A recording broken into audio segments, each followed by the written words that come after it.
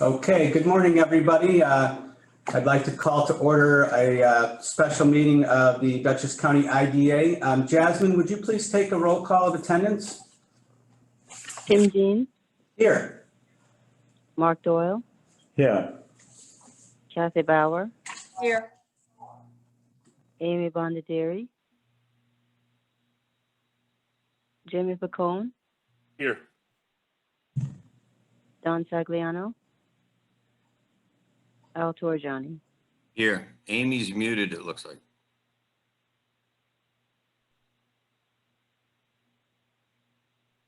Amy? Is Amy I'm present? having trouble.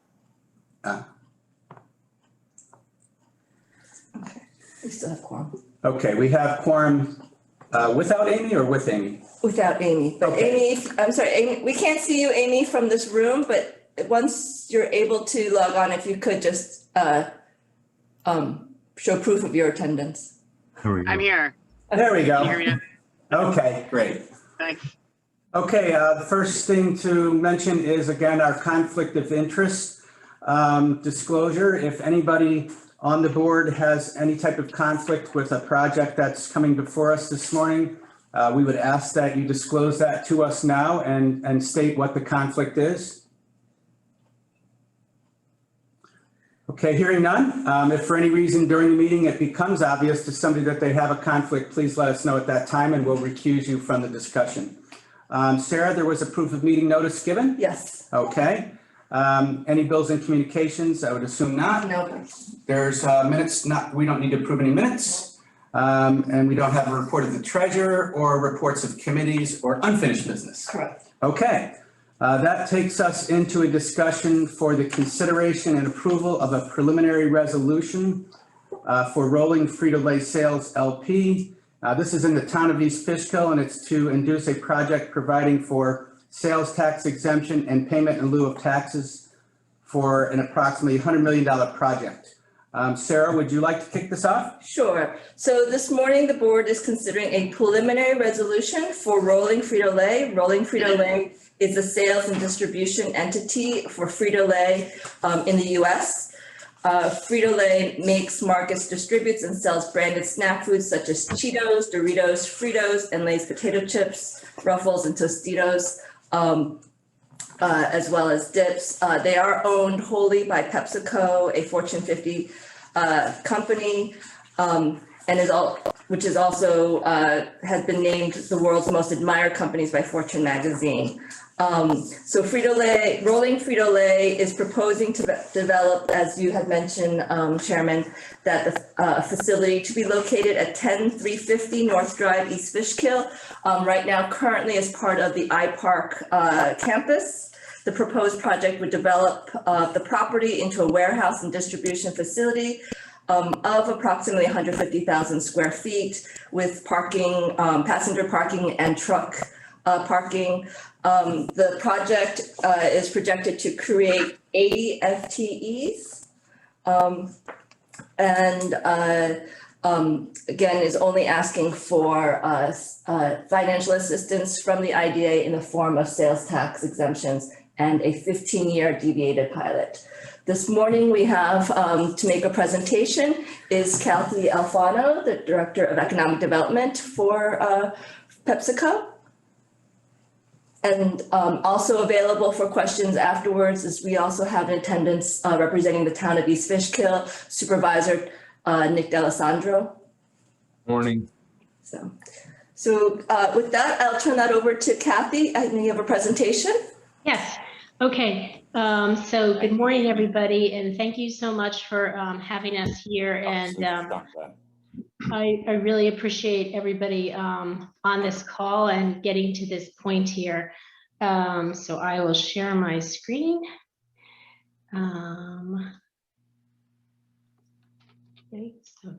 Okay. So hopefully you can see it pretty well. Yes, we can. Okay. So today is to discuss with you the proposed fulfillment center in East Fishkill.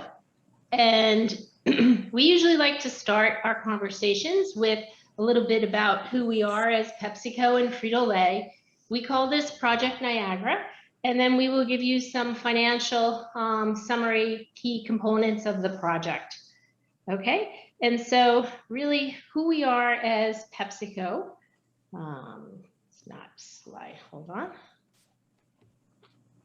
Sarah and I discussed this yesterday. Whenever you want your computer to work, it usually understands that you really need it to work, and so it doesn't work. So I just skipped a page, so hold on 1 second. Page up. Okay, sorry. Guys, I supposed to be on this. Oh, okay. Page down. Oh, okay. Okay, I can just, it's supposed to be on this page where it talks about our brands. I can Right see there. that. Okay, so PepsiCo is a global food and beverage company. We are like the #2 global food and beverage company. We are broken into 2 components, beverages and foods. And as Sarah mentioned, we are recognized. Well, first, you can see many of our iconic brands there. And sometimes people aren't familiar that we, you know, some of these things, if you look into them, we are SodaStream, we are Gatorade, Quaker. And if you kind of look in global foods, there's Bear Foods is a newer brand. And then we have another newer brand called Popcorners. But we consistently win awards because of the company that we are. As I mentioned in the beginning, I've worked for the company for 36 years, and I am always very proud to be part of the company. And we are incredibly ethical. We are recognized for our diversity. We are recognized for our commitment to sustainability and the environment. And we receive these awards year after year. It's not really just a one-time thing. So that's really about who we are as PepsiCo and Frito-Lay. And Frito-Lay, as you can see, is the subsidiary of PepsiCo, the food brand in the US. Just a little bit more about Frito-Lay. So it is a subsidiary of PepsiCo. It has 30 manufacturing plants in North America and 200 distribution facilities. We have 66,000 employees, and we manufacture, market, and sell corn chips, potato chips, pretzels, and other snack foods. And here's just some of our iconic brands. I'm sure you're familiar with them all. And this is the one, Popcorners, that we recently acquired. It's over there in Sullivan County and Orange County that we added to our portfolio. So next, we really are going to talk about Project Niagara, okay? And so Rolling Frito-Lay Sales LP is the legal entity that is the sales and distribution entity for Frito-Lay in the US. And we propose to invest $100 million in East Fishkill to construct and equip a fulfillment center to distribute food products. We are going to create 80 full-time positions with benefits at an average wage that is 150% of the county average. We have positions that are supervisory managers, administrative staff, warehousers, and maintenance mechanics. The payroll will be at least an annual payroll of $4 million. The company also pays medical benefits equal to 30% of salary. So that's like another $1.2 million of benefits that will be paid to employees. During the construction, we expect to have 80 full-time construction jobs, and the project will start up in 2024. We will be constructing it during 2022 and 2023. Any questions? Okay, so here's actually a really nice view of the building. As you can see along Route 52, we're going to leave that green space there. There is 105,000 square feet at 49 feet. There's 35,000 square feet at the 79 feet. That's it's called an automatic storage and retrieval system. And what that is an inventory system that goes vertically as opposed to horizontally. We actually believe it's a very sustainable practice, because if we were to go wider, we would probably have to go 3 times as wide. And then there'll be a small office space of about 8,000 square feet. What this doesn't show is that there will be a small fleet center, and then there'll be a guard booth. Okay, so we are requesting the sales tax exemption and the property tax abatement for this project. We really thank Mark and the town supervisor and really the whole town of East Fishkill for working with us. This pilot agreement will bring an incremental $6.5 million of tax revenue to the community over the next 15 years. Right now, that property, the 28 acres, generates about $30,000 of property tax. So over 15 years, that would be about $500,000. This pilot will generate $7 million, with a big component of it going to the school district, more than $5 million, and approximately incremental $700,000 going to the county, and slightly more than $700,000 going to the town. And so what everybody, I know you all know this, but we know that we have to do the extensive compliance reporting to realize these benefits, and that we report on jobs, wages, you know, all that detail. And we're very familiar with doing that. And my team actually takes great pride in putting together quality documents with accurate information and timely filed. And so this is really what the pilot looks like. So with no project, you know, the land will generate $500,000 over the next 15 years.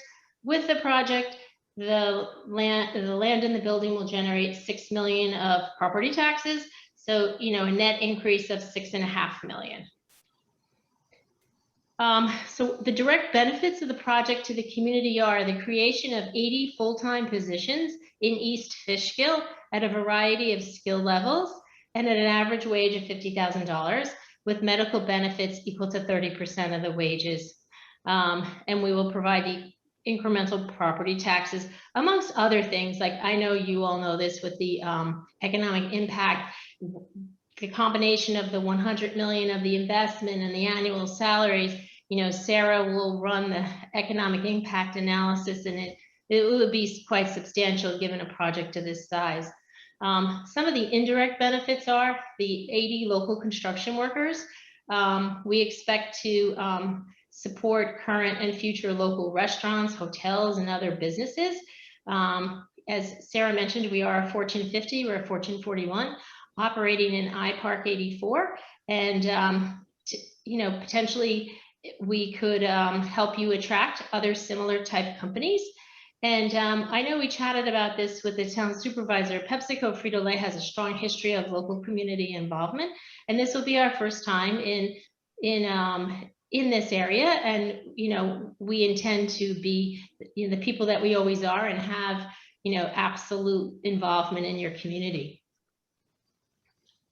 Just, you know, some of the things we do when we are involved in the community is we're often involved with the United Way. We have something called Food for Good, where we give out food to underserved communities frequently. And, you know, with this recent COVID and people being in such need of food, PepsiCo gave about $60 million globally in food to people who were in need, amongst other things. But just, we have a long, real strong history of partnering in the communities where we are. And so with that, I just want to say thank you to everybody, and see if anybody has any questions. What I would like to do perhaps is, prior to questions, I would like to ask Supervisor D'Alessandro to perhaps comment on his perception of the benefit of this project to his town, and you know, talk about some of the discussions around the pilot that was suggested and approved by the town, as well as the sales tax exemption, and talk to us a little bit about sort of our question that we have to ask is, what if we did not do this, would this project have happened, or did it require a 15-year pilot versus a 10 in order for this to be economically viable for everybody? So I would welcome your comments. Sure. Good morning. Everybody hear me? Yes. Thank you for having this meeting, inviting me. Yeah, this is very important, not only to East Fishkill, but all of our region. Dutchess County is going to benefit our school districts. the town. We're bringing jobs. This is going to help stabilize our tax base even more. This is all part of East Fishkill's economic redevelopment plan that myself and the town board initiated several years ago. And we, as you know, you approved a pilot to another company last year, and thank you very much for that, which they're almost done with construction. And there are hundreds of construction jobs on site from that project. Everybody knows it as the Amazon project. So this one, similar to Amazon, will need this pilot to move forward. Obviously, looking at the per square foot dollars in the tri-state area, New York isn't very advantageous to do business in. So when companies like Amazon or Pepsi or anybody else want to move here and they could pay a half or a quarter of taxes somewhere else, why should they come here when it's in the same mile perimeter of another state where they could utilize the interstates as well? So it is important. Your board has a very important decision to make to allow this pilot to move forward for PepsiCo, and the town board's fully behind it. We have also spoke with the other stakeholder, the Wappinger Central School District, and they are behind it as well. Obviously, the bulk of the taxes will go to the school district, and they do not produce any children to go to the school. So that is a win-win for everybody. What was your other question? I think you've answered it. I answered it all. Okay. Sure. Would you elaborate on that comment? You said that it doesn't produce any children. I'm not sure what you meant by that. Are you suggesting that it doesn't generate? Not on that site. Well, yes. Perhaps if they move to the area and they have children, school-age children, yes, Right. But that site will not house any children going to our schools. Sure. Indirectly, it may. Compared to, I'm going to ask you a quick question. Compared to some of the other projects, the number of jobs being created is much lower. I guess this is a highly automated facility.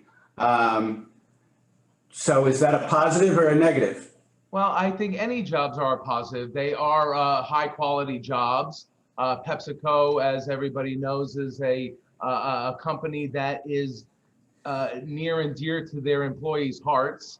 And most of ours as well. I'm sure most of us use their products. But that aside, any jobs are important to our community. Not only the full-time jobs, but the construction jobs and the subcontractors. Everybody, it all plays a part in our community. And for our local and small businesses, it is so needed. As everybody knows, COVID took a hard hit to everybody. So this is more than welcome here. Thank you. Okay, I'd like to open the floor up to board members for questions. Are there questions? Mark? Love to take a crack at that. Thank you. So I too would think it would be really instructive to us to hear perhaps from Kathy Alfano or the others what some of the other factors were besides the taxes perhaps in choosing this as a location for such a high-tech facility. So I just want you to know that I spent 3 years looking for this site, and I must have looked at almost 350 locations and in 3 states. And I was not in East Fishkill until about February of this year, to tell you the truth. So what we were looking for is we needed about 30 acres, and it needed to be conveniently located to where our product could come from our plants, and our plants are in New York and Connecticut, as well as Maryland. And then it also had to be strategically located to the New York metro market of Connecticut, New York, and New Jersey. So it took a while to get, and we had other locations, right? And so this actually, as Devesh and Stephanie have been on this journey, we had to keep going through a lot of due diligence in order to validate that this was a good site. We had some other sites at the same time, but then this one kind of moved forward. We were very impressed when we did meet with Town Supervisor D'Alessandro and with Sarah, their support with incentives. The incentives are very important. As you can tell, this is a $100 million project. It's a very substantial project, and we are a publicly traded company, so it's really important that, you know, we do the best by our shareholders and, you know, take advantage of what's available in the market, but really balancing so it's a win-win. So we are, though, very excited about being in East Fishkill now. Other questions? I have a question. I noticed that you are going to be having to invest in some infrastructure such as sewers and gas lines. Are those going to be specific to your property only? Or are those going to be something that would be available to other potential site expansion projects? So that I would like Devesh Patel to be unmuted and answer that, if that's okay. Sure. Okay. So currently that would be only available to our parcel at this time, but there is future expansion capability should it need to go to the surrounding area. Thank you. And another question along that line. I noticed that you were going to be using some green materials and LED lighting and some other sustainable things. Any opportunities for any type of solar at the location, or is that not something that's economically viable for this type of use? Currently, there are no plans to install a solar on the roof due to some of the reasons you just mentioned. We can vet it further, but currently it is not in the base design. Supervisor D'Alessandro, I noticed that we're doing an enhanced pilot, 15 years versus 10. Was that an important factor in your negotiations with this applicant? Was it important? Yes. Yeah, it was important for them. We took the basis from the Amazon pilot, which they liked certain aspects of that. We had several negotiations and we settled on this final one that has been presented. I'd just like to make a comment about the water and sewer.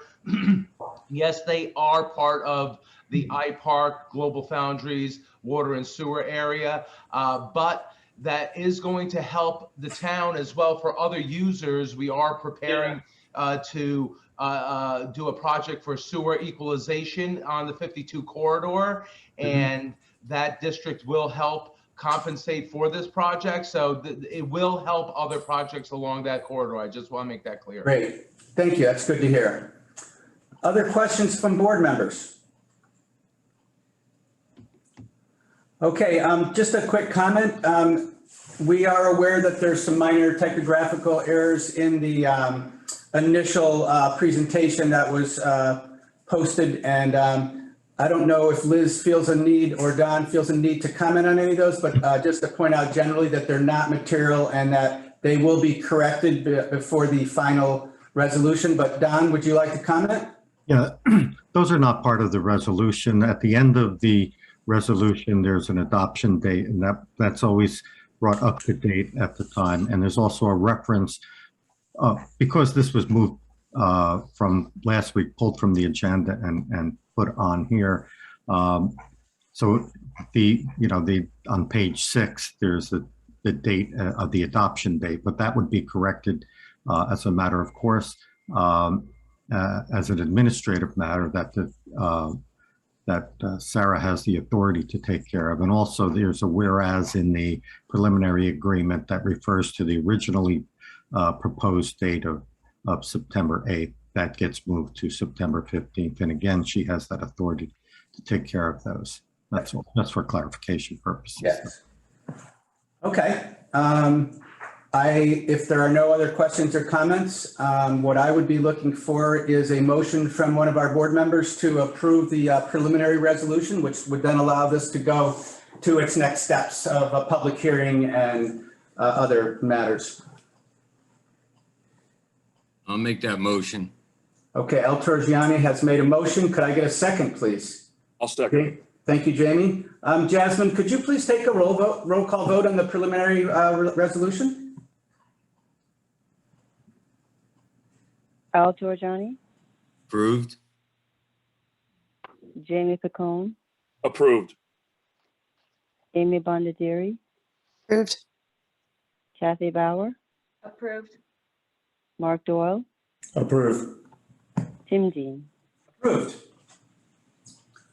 Okay, that concludes the matter, and we wish you guys success in the public hearing and the next steps. And I'm sure that we'll be seeing you again shortly to consider a final resolution, assuming that all goes well. Yes, thank you so much. Thank you, everybody. We appreciate all your support, and we are very excited about this project. Okay. Thanks. Thank you. All right. Is there any other business, Sarah? Nope. Okay, I'm going to adjourn the meeting. Thank you all very much. Bye, everybody. Thank you. Bye. Thank you. Bye-bye.